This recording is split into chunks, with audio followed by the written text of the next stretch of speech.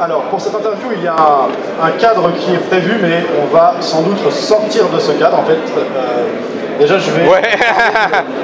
Tani Cabage. Moi, j'ai commencé sur les marchés il y a pas mal de temps et j'ai lu plusieurs livres à mes débuts, c'était il y a 11-12 ans, notamment La psychologie des grands traders. Ouais. Et à cette époque, on s'était déjà rencontrés lors d'un de ces salons, on avait fait une interview, etc. Depuis, tu as pas mal évolué. Beaucoup de gens ici te connaissent, mais déjà, est-ce que tu peux revenir sur ton parcours, sur ton rapport à l'analyse technique et sur ton évolution jusqu'à aujourd'hui? Ok, est-ce que vous m'entendez là bien? Ok, mon parcours, alors je vais essayer de résumer ça. On a combien de temps? On a une demi-heure. C'est ça. Donc il faut vraiment être rapide. Ok, mon parcours, moi je me suis pris de passion pour l'analyse technique parce que j'ai compris qu'à l'université, finalement la finance théorique ne marchait pas parce qu'il manquait cette dimension psychologique, ce que j'ai un peu expliqué dans la conférence, et que en fait l'analyse technique c'était ce qui permettait justement d'introduire cette notion de psychologie sur les marchés. C'est-à-dire que finalement on a ces phénomènes d'euphorie et de panique, et si on prend en compte cette dimension psychologique, on a quelque chose que l'analyse fondamentale ne nous permet pas. Donc je me suis passionné pour l'analyse technique, j'ai lu plein de bouquins, j'ai suivi plein de formations, j'ai fait des études de finance, magistère banque finance, également master en finance à Assas, j'ai fait plein de diplômes professionnels, je travaillais comme analyste technique pour Trading Central, pour BBSP, j'étais trésorier d'un grand groupe, l'ONA, j'ai travaillé à Londres. Et donc effectivement, ça c'était le parcours professionnel classique de quelqu'un qui réussit. Aujourd'hui, j'ai sorti un bouquin Agir, parce que tu parlais d'évolution, et ce bouquin finalement retrace un moment que beaucoup de gens ne connaissent pas. C'est-à-dire que moi, je montais, j'avais tout réussi, et puis j'ai divorcé, et puis les choses se sont retournées subitement contre moi. Et beaucoup de gens finalement ignorent cette dimension de ma vie. Et comme André l'a dit précédemment, j'ai participé à la première édition du Salon de l'analyse technique en mars 2000, en 2001. En 2002, je suis allé à Londres. Et puis après, ça a été effectivement la descente aux enfers pour moi. Et j'ai beaucoup évolué. Donc je suis toujours passionné par les marchés financiers et par l'analyse technique, etc. Mais j'ai également beaucoup travaillé sur la dimension liberté financière. Bon, voilà, c'est juste, ça te donne un petit résumé de mon parcours. Ça te va? Si tu as des questions, n'hésite pas. Très bien. Alors aujourd'hui, un axe, tu dis, un peu plus large. Quand on parle de liberté financière, ce n'est plus uniquement du trading. Or, l'analyse technique, c'est vraiment lié directement au trading. C'est même une discipline Bien sûr.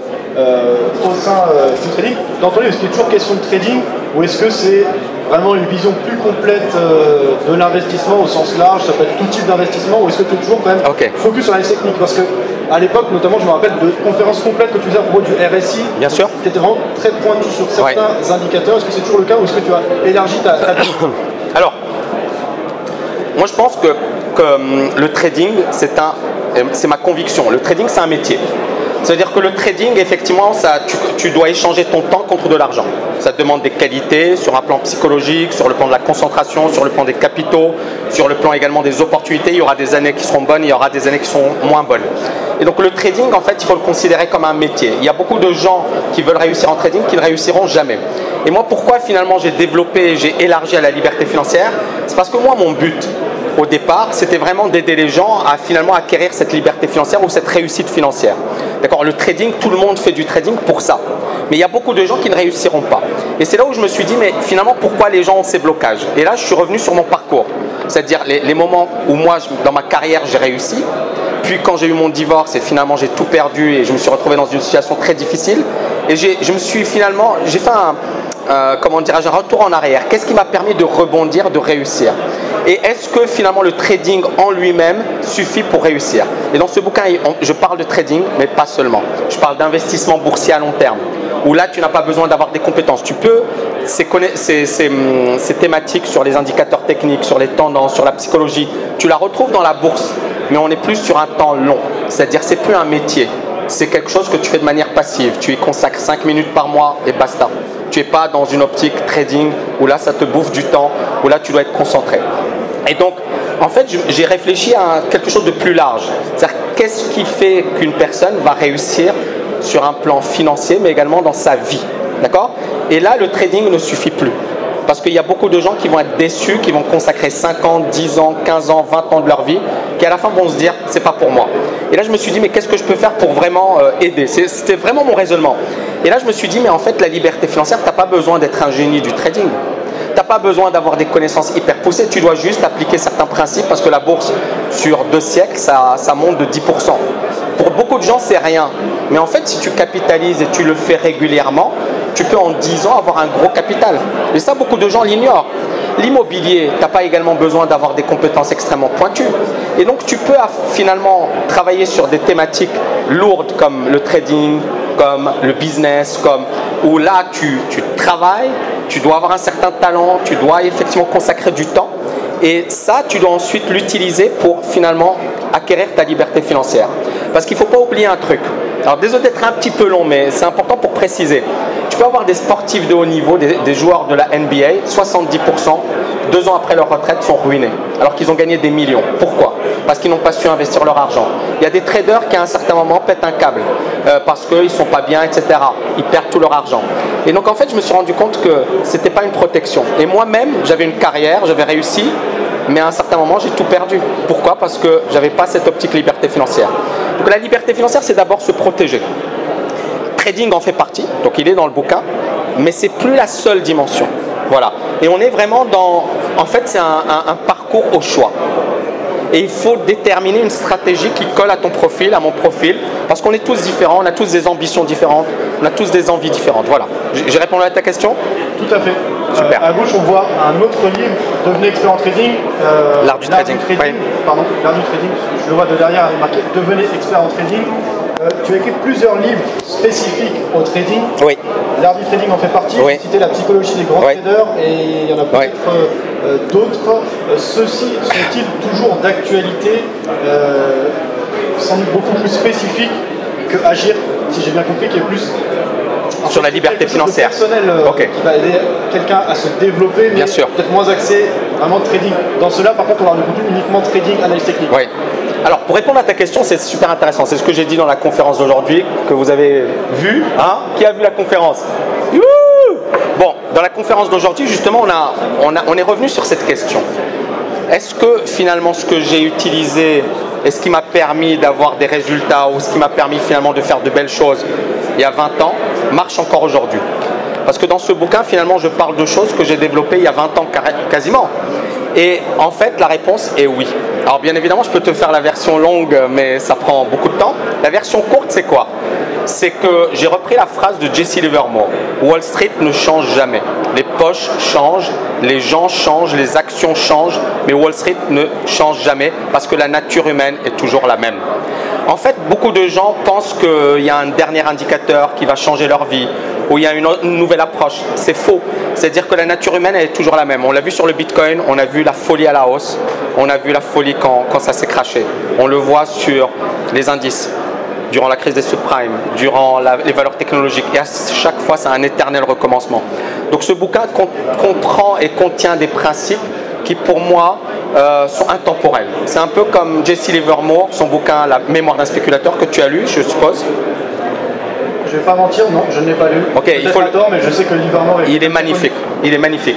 Donc c'est un excellent bouquin. Et ce bouquin, en fait, moi, ça fait à mes débuts, je l'ai lu, je l'ai relu, je l'ai re-relu, je l'ai lu des dizaines de fois.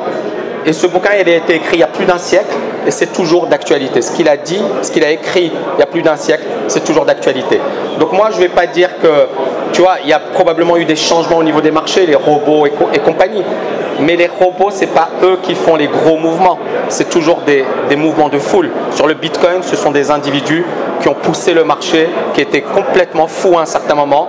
Ça a créé une bulle et tout le monde se disait ça ne peut que monter. Et après, il y a eu cet éclatement. Et ça, si on comprend ça, finalement, ce bouquin, il est d'actualité aujourd'hui. Il le sera dans 10 ans, il le sera dans 30 ans. Parce que la nature humaine, elle sera toujours la même. La nature humaine, sans doute, par contre, on est quand même dans une ère technologique qui a révolutionné les relations humaines. Aujourd'hui, le numérique, le Bitcoin dont tu parles, l'aspect décentralisation, amène quand même de nouvelles perspectives. Est-ce que tu viens un peu d'y répondre, parce que tu as dit oui, la nature humaine de toute façon restera, donc ce livre, celui de Jesse Livermore, sera toujours d'actualité. Cependant, les changements se passent tellement vite, on a des interconnexions. Bien sûr. Malgré tout, tu penses qu'on va toujours rester dans des marchés financiers dont les acteurs, les tenants et aboutissements resteront les mêmes? Toujours les mêmes. Pourquoi? Parce que bien évidemment, ça va aller beaucoup plus vite. On aura des mouvements peut-être plus volatiles. Mais les temps longs seront toujours les mêmes. La logique sera toujours la même. Parce que, encore une fois, je l'ai dit tout à l'heure dans la conférence, en 1929, on a eu la même chose qu'en 2000. En fait, c'est la même chose, les tulipes. Et en fait, ces phénomènes sont récurrents dans l'histoire. Et on cherche encore une fois à se dire, cette fois, c'est parce que c'est ce qui s'est passé sur le Bitcoin. Je ne sais pas si tu t'en souviens. Ah oui, moi je suis on a dit, Bitcoin en ce moment voilà. même et j'ai été... Qu'est-ce qu'on a dit à l'époque? On a dit, cette fois-ci, c'est différent. Oui. Et ça n'a pas été différent. On a eu un crack. Oui, alors... On est passé de 20 000 à 3 000. Effectivement, après on verra par la suite comment ça évolue. Alors, c'est quand même beau, un actif qui ne valait rien il y a 10 ans, aujourd'hui il a une valeur de 4 000, c'est mangé une grosse correction. Bien sûr. Internet aussi, les valeurs Internet ont énormément corrigé, ce qui n'a pas empêché d'ailleurs que c'était une révolution. Bien sûr. Moi j'avoue que je suis plutôt pro crypto et pro blockchain, je pense que ça va amener vraiment des évolutions profondes, peut-être à tort, mais en tout cas c'est un point de vue. Et quel est ton point de vue? Alors je sais que tu en as parlé à plusieurs reprises du Bitcoin, mais si tu peux... Alors mon point de vue, c'est que c'est une révolution et que ça va apporter des répercussions extrêmement positives. Mais je pense que les gens ont confondu les deux. Ils ont confondu la technologie et les marchés financiers. C'est-à-dire qu'en fait, les gens ont considéré que parce que la technologie était innovante, parce qu'elle allait révolutionner la vie, elle ne pouvait que monter. Les cours de ces crypto-monnaies ne pouvaient que monter. Et c'était une erreur que beaucoup de personnes ont commis. Mais comme moi, j'avais cette histoire du marché, puisque bon, comme je l'ai dit, j'ai participé à la première session du salon de l'analyse technique en 2000, ben, j'avais vu le même phénomène de folie. C'est-à-dire que j'avais vu les gens qui disaient ça ne peut que monter. On avait reçu la visite de Jacques Chirac, qui nous disait vous êtes l'avenir de la France, et juste après, parce que je bossais dans une start-up à l'époque, et juste après les bourses qui se sont effondrées. Et on a vu le même phénomène avec le Bitcoin. Donc moi je sépare les deux. En 2000, sur les valeurs technologiques, beaucoup ont disparu. Les plus grosses, les plus importantes, les plus solides sont restées. Ça va être la même chose sur les crypto-monnaies. C'est-à-dire que cette révolution, elle est là, probablement pour durer. Je peux me tromper, mais probablement pour durer. Maintenant, attention, comme en 2000, ce qui s'est passé, il y a eu une purge. Tous les acteurs, parce qu'il y a beaucoup d'acteurs malsains, il y a beaucoup d'acteurs qui ne sont pas solides, il y a beaucoup de rigolos, tous ces acteurs vont disparaître et ça va être une très bonne chose, puisqu'ensuite vont émerger les acteurs vraiment solides. Les Yahoo, les Amazon, les Apple ont émergé et sont toujours là, parce que justement ce sont des boîtes solides. Les pets.com ou les e-toys qui voulaient concurrencer Toys R Us, et en fait c'était des boîtes qui perdaient énormément d'argent et qui n'étaient pas du tout solides, ont disparu et elles n'existent plus. C'est ce qu'on a eu avec les cryptos et beaucoup de gens ne l'ont pas vu. Et moi j'ai eu la chance de vivre finalement la bulle des valeurs technologiques, d'être dedans. Et je savais qu'il y avait un vrai parallèle et on l'a vu et c'est ce qui va se passer. Et on a vu des arnaques, on a vu des gens qui se sont fait escroquer sur les cryptos parce que justement, quand on parle d'argent, il y a de la cupidité et il y a beaucoup de mafieux, quoi. Donc c'est ça le problème de la crypto, c'est jeune, ça a un avenir.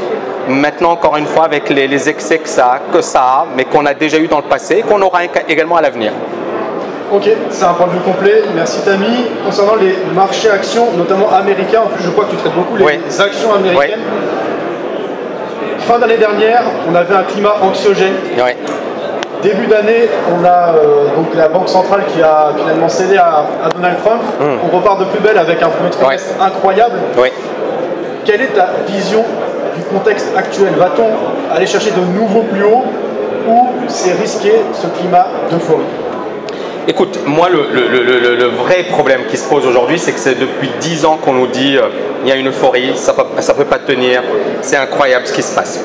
Et aujourd'hui dans la conférence, justement, j'ai beaucoup insisté sur le fait que c'est pas à nous de décider si le marché va continuer à monter ou si c'est le moment de vendre ou si ça va tenir. C'est en fait le marché qui lui-même va faire ce qu'il veut. Nous, on doit juste être finalement des personnes qui acceptent et qui s'adaptent au marché. C'est-à-dire qu'il faut éliminer finalement cette situation où on a un ego par rapport au marché ou un ego par rapport à nos capacités de prédire ce que va faire le marché. Mais en éliminant cet ego, finalement, ça nous donne également une force et ça nous donne un avantage. C'est-à-dire qu'on s'adapte. Et beaucoup de gens, encore une fois, se disent non mais voilà, ce que je suis en train de dire c'est de la langue de bois. Pas du tout. C'est-à-dire que moi, justement, on parle du climat anxiogène. On parle, mais j'en ai parlé dans la conférence, j'ai parlé de 2014, où Jim Rogers disait « vendez tout, fuyez ». Où tu avais Tom DeMark qui disait on va avoir un crack, où tu avais George Soros qui vendait, et pourtant la bourse a monté. Donc moi pour le moment, ça peut paraître incroyable, mais je n'ai pas encore de signal vendeur. On l'a eu en octobre, novembre, décembre, où là, même certains de mes étudiants ont cartonné et ils ont bien vendu, mais ensuite on a réintégré la zone de consolidation et on n'est pas loin des plus hauts. Donc si ça casse les plus hauts, ça monte. C'est ça ce qui est... Et il n'y a même pas d'explication à chercher. En fait, c'est juste que le marché, il est toujours puissant. Maintenant, est-ce que ça va tenir? Normalement, non. Mais ça tiendra tant que ça tiendra. C'est-à-dire que faut pas imposer son point de vue au marché, c'est-à-dire c'est une erreur qu'ont commise. Je pense que tu as vu les opérateurs de marché, on est d'accord. Tu as vu que depuis 10 ans, il y en a beaucoup qui disaient ça va baisser. Chaque année, ça va baisser, ça va baisser. Et le marché, en fait, à chaque fois, il les a pris de revers. Et c'est ça le problème, c'est qu'on essaie d'être trop intelligent et d'anticiper. Non, en fait, il faut juste suivre le marché. Ok, donc biais, on peut dire, pour l'instant, tant qu'il n'y a pas de contre-indication. Tant qu'on n'a pas cassé les niveaux qu'on a dessinés en décembre, les plus bas, oui. Tant qu'on n'a pas de divergence baissière, parce qu'on n'a pas de divergence baissière sur le RSI. Sur le RSI, toujours. J'utilise et ça marche à la perfection. Donc tant qu'on n'a pas vraiment de signaux négatifs, pour le moment j'ai un biais optimiste, positif. Maintenant clairement l'économie elle n'est pas bonne, mais c'est pas à nous de dire si c'est bien ou si c'est pas bien. Et nous, on doit juste être les humbles, finalement, d'humbles traders ou d'humbles investisseurs et accepter, finalement, ou d'attendre les configurations. Pour le moment, on ne peut pas dire, voilà, le marché va s'effondrer, c'est trop tôt. Très bien. Je rebondis juste sur l'indicateur RSI. Oui. Je suppose, tu as dit, tu étais là à la première édition du Salon de l'analyse technique. Je pense qu'à l'époque, il y avait beaucoup plus d'intérêt pour les indicateurs techniques. Oui. Les gens créaient leurs indicateurs techniques, il y avait une espèce de mode, etc. C'est beaucoup moins le cas aujourd'hui. Je pense que les gens se fient plus, ils font de l'analyse technique, mais ils se fient support, résistance, retraitement de Fibonacci, des choses assez simples, peut-être point pivot, des choses comme ça, beaucoup moins d'indicateurs. Est-ce que c'est une tendance que tu constates et à ton avis, comment tu l'expliques? Alors, c'est une mode et c'est vrai que beaucoup de gens disent voilà, moi je ne jure que par le price action, les indicateurs n'ont aucun rôle, etc. Pourquoi pas? Moi, mon avis par rapport à cette question, c'est que les indicateurs vous donnent juste une image, une idée. Ils filtrent pas mal de choses, mais l'un ne va pas contre l'autre, c'est-à-dire on peut avoir les deux. Ça nous donne juste plus d'informations. Maintenant, l'idée, c'est pas d'avoir un sapin de Noël sur votre graphique et d'avoir plein d'indicateurs. Ça, c'est du grand n'importe quoi, parce qu'on ne peut pas prendre de décision. Mais c'est d'avoir quelque chose de très simple. Moi, ce que je fais, c'est que je simplifie vraiment les choses. Et donc, moi, la technique, elle est épurée. Maintenant, l'indicateur technique nous donne une information supplémentaire, tout simplement. D'accord? C'est-à-dire, ça permet d'avoir des infos que tu ne vas pas avoir uniquement avec le prix. Le prix te donne une info, bien évidemment. Et cette info, elle est précieuse. Mais si tu as en plus la confirmation de l'indicateur, là c'est jackpot. Donc tu dois avoir, et encore une fois c'est mon approche, ma lecture des marchés. D'autres peuvent ne pas la partager, je respecte. Moi c'est une approche que j'utilise depuis pas mal de temps, qui marche bien, qui fonctionne, sur laquelle j'ai plusieurs études de cas, plusieurs configurations, plusieurs répétitions, plusieurs récurrences. Et c'est pour cela que, pourquoi changer quelque chose, pourquoi changer une équipe qui gagne, pourquoi changer une approche qui pour moi me donne entière satisfaction. Très bien. Et du coup, tu dis quelque chose d'épuré, donc ça veut dire RSI. Est-ce qu'il y a quand même d'autres indicateurs ou d'autres choses que tu regardes? Moyenne mobile. 20, 50 périodes et 100 périodes ou 150, voilà, pour avoir du long terme. Les volumes sur les actions, les indices, c'est super important. D'ailleurs, on le voit sur le Bitcoin, sur les sommets, on avait des volumes qui avaient explosé. Et ça, c'était une indication d'euphorie. Et puis, le stochastique également. Après, j'ai également des screeners. Quand je parle par exemple d'actions US, dans les screeners, je vais avoir pas mal d'infos. J'ai même pas besoin de les rechercher. C'est-à-dire, je vais dire, voilà, je veux tel critère. Par exemple, les indicateurs, par rapport à les moyennes mobiles, par rapport au volume, par rapport à la cassure d'un précédent point haut sur 10 semaines. Je dis n'importe quoi, mais tu vois un peu l'idée. C'est-à-dire les gros niveaux, les moyennes mobiles, les indicateurs, et basta. C'est tout. Tu n'as pas besoin de plus. d'autant qu'aux États-Unis, il y a énormément de valeur, bien plus que sur le marché français. Bien sûr, en Europe, on est bien servi aussi, il y a pas mal de valeur, mais le marché US, voilà, US c'est quand même le pays de la finance, très dynamique, il y a beaucoup de volume. Du coup, quand tu vas traiter les actions US, est-ce que tu vas sur des gros titres? Est-ce que tu as des chouchous parmi les grosses sociétés qui font l'actualité? Je sais pas, les Tesla, est-ce que tu as un avis dessus? Ou tout ce qui est GAFAM, etc. Ok. Oui, non, c'est une très bonne question. Par rapport au day trading, je ne recommande pas vraiment les grosses boîtes. Pourquoi? Parce qu'il y a énormément de robots dessus. Donc ces robots, ils vont vous piéger parce que finalement, on se bat contre des personnes qui ont des moyens considérables. Je parle bien de day trading, hein. Je ne parle pas du long terme. Le long terme, on est sur quelque chose d'un temps long où finalement la psychologie, les indicateurs techniques sont toujours aussi puissants. Sur le court terme, quand tu prends les grosses capitalisations, là tu as beaucoup d'arnaques parce que tu es en compétition finalement avec les plus gros.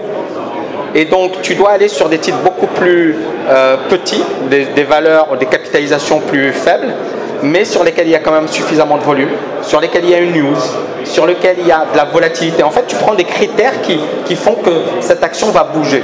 Tu ne te contentes pas uniquement de finalement, ah tiens, j'ai mes actions préférées et basta. Moi, je recherche essentiellement de la volatilité, mais également juste pour... je ne fais pas que des actions, je fais également pas mal de swing trading et de l'investissement sur les devises, sur les indices, d'accord?